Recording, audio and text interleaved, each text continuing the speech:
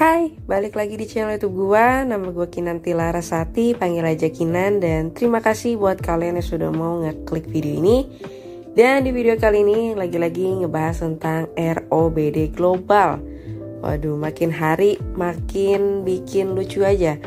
Bahkan di grup ROBD Global ada nama pakai nama gue gitu ya. Seperti kalian lihat di sini, Kinan ROBD. Halo guys, terus lihat fotonya pakai foto gue juga. Username-nya juga ini jelas ini bukan saya ya. Terus kalau lihat komentarnya dia nih, dia halo guys gitu ya. Nih di sini dia ngomong nih ya, iya ngapa lu, gue pendukung ROBD. Hah, sejak kapan gua Kinan yang asli mendukung ROBD? Dari awal jelas konten selalu ngejelasin kalau ROBD Ponzi dan gua nggak main aplikasi Ponzi. Kalau ROBD Global adalah sebuah aplikasi platform trading yang legal, aman, dan juga resmi, mungkin gue bakal main. Tapi kalau udah skema Ponzi, kayaknya cuma pemain Ponzi dan mentor Ponzi aja yang main di aplikasinya.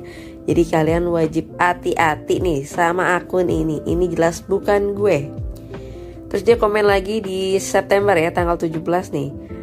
Apalagi ada bonus rebate 300%. Hari ini gue udah nambah deposit, lagi dapat 3 kali lipat. Dah ya, gue yakin ini adalah mentor Ponzi yang menyuruh kalian depo gitu ya. Padahal nggak bisa penarikan.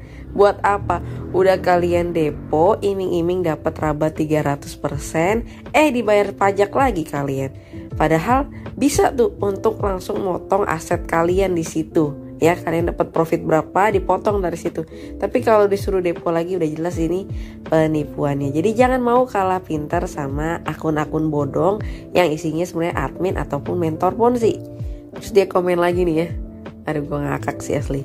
ROBD cuan ya, ini dijelas ya, mentor ataupun admin Ponzi, bukan gua. Terus ada yang komen juga nih dari Herman Hermanto nih ya. Kak, saya punya video CEO ROBD. Tolong kakak diviralin biar tersangka cepat tertangkap. Saya kirim kemana kakak? Nah kebetulan gue udah punya nih videonya ya. CEO ROBD cabang Indonesia. Oke, ini kita lihat aja untuk videonya. Nah ini dia videonya ya.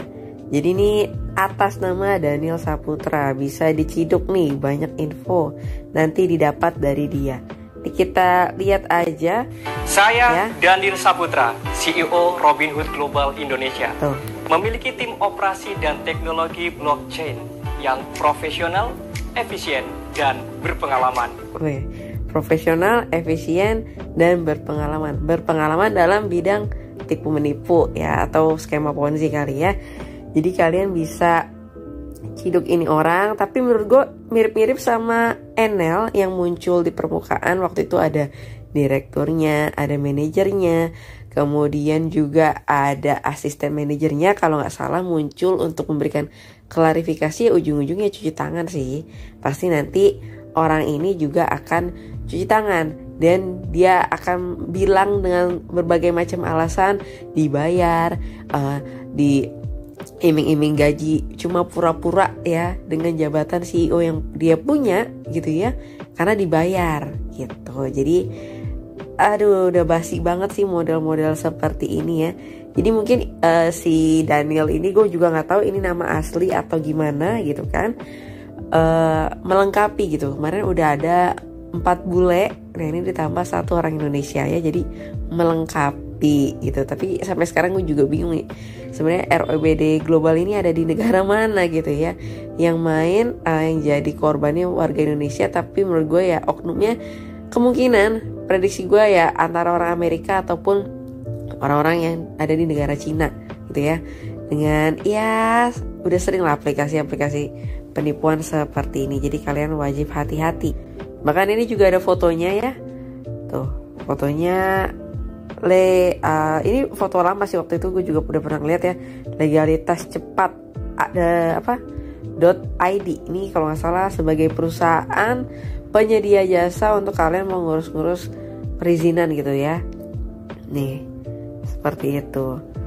Terus logo ROBD-nya juga gue juga bingung sih. Ini ROBD-nya kayaknya logonya putih deh, jadi hitam ini kenapa gitu. Aneh ya. Aneh. Oke. Terus mungkin itu aja. Kalaupun nanti orang ini apa ya, maksudnya ya udah ROBD nggak bisa diakses, terus sudah muncul banyak korban, gue yakin nih orang-orang yang muncul ini ya di negara Indonesia pasti cuci tangan juga ya, dengan pasti banyak alasannya. Dia hanyalah orang biasa yang mungkin gak punya pekerjaan, terus diajak kerja sama dan segala macamnya, dibayar, digaji gitu ya, seperti Enel Kekuatan Hijau sebelumnya. Nah di sini juga gue punya ya kopian untuk para mentor dan komplotannya guys nih ya, dari grup ROBD Global. Nih bayangin mentor-mentornya, tapi gue yakin nih ya banyak kan foto cewek gitu ya, padahal isinya cowok. Udah sering juga ya banyak penipuan seperti itu, dan mereka biasanya pakai bahasa Indonesianya bahasa Indonesia translate gitu. Aneh. Nah kemarin itu kan sempat rame ya, gue juga bahas di video gue sebelumnya terkait pajak, pembayaran pajak bagi kalian trader yang menggunakan aplikasi ROBD gitu kan. Nah bayar pajak nih kalian, tapi tentunya banyak orang yang berkomentar kayak kalau bayar pajak ya harusnya ada bukti juga dong untuk kita membayar pajak, seperti bukti setor atau mungkin kita punya akun untuk membayarkan pajak itu. Masa ucuk-ucuk kita cuman depo gitu ya dengan cara seperti ini nih ke aplikasi ROBD. Tanpa ROBD memberikan surat pernyataan kita atau surat pemberitahuan kita wajib membayar pajak per masing-masing orang ataupun per masing-masing anggota. Dan nantinya ketika setelah kita setorkan pajak itu juga harusnya ada bukti setor pajak ya. Dan banyak banget yang udah ngebahas kalau emang ROBD ini ada di Indonesia, bayarnya ke Indonesia. Tapi kan sampai sekarang ROBD ini nggak tahu ya, kagak jelas, entah berantah kantornya juga di mana gitu kan. Ya, bilangnya di Amerika, ada punya MSB, tapi juga punya NIB, tapi nggak punya izin dari Bapepti. Gue juga bingung gitu. Ini sebenarnya dari alam mana sih ROBD? Plus koin-koin settingannya juga di dalamnya ya. Nah, adanya lagi ini surat keterangan pajak. Asli gue ngakak banget net surat ini. Gue nggak tahu nih. Aduh, ini ingin membuktikan atau malah ingin nambah kelucuan gitu. Gue nggak tahu ya. Dari surat keterangan ini kalian lihat nih bertanda tangan ya, Vladimir Tenev ya, CEO perusahaan ROBD Global. Nah, sesuai dengan surat permohonan Ketua Umum ROBD Global Financial Malaysia Kuala Lumpur. Nah biasanya kalau merujuk ya atau mengacu kepada surat sebelumnya, kan di surat itu ada nomor surat. Nah ini juga nih ya, orang kalau buat surat itu ada nomor surat. Misalkan nomor surat 01 garis miring ROBD Global garis miring bulan tahunnya. Nah ini gak ada nih ya. Jadi gue asli ini ngakak banget ya. Terus di bawahnya Sophia Amberly, CFO perusahaan 3E Accounting atau 3E Accounting ya, bahwa surat permohonan Anda telah kami setujui dengan ketentuan saldo di atas 500 USDT. Di bawah saldo 500 USDT kami tidak akan setujui, titik. Demikian surat ini dibuat untuk dilaksanakan dengan sebaik mungkin, titik. Atas perhatian kami ucapkan terima kasih. Kenapa ya? Gue tuh sering ngoreksi surat ya, jadi gue kayak aduh gemes banget gitu kan. Aduh, kalian lihat deh, masa tulisannya kapital, huruf kapital itu hanya di awal. Ini kenapa di setiap kalimat hurufnya kapital? Terus lihat deh rata kanannya. Masa cuma rata kiri doang? Rata kanannya nih lihat deh berantakan. Terus ya. Aduh, koma ya.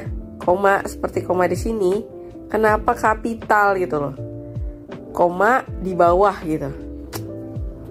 Asli ngakak sekali ya. Jadi surat pernyataan ini udah jelas pengen menambah kelucuan kita, bahwasanya memang ini the real penipuannya gitu ya.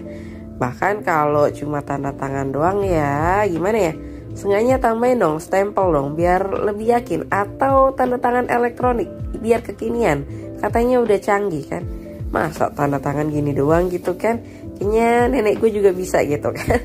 Jadi kalian jangan mudah begitu saja percaya, hati-hati.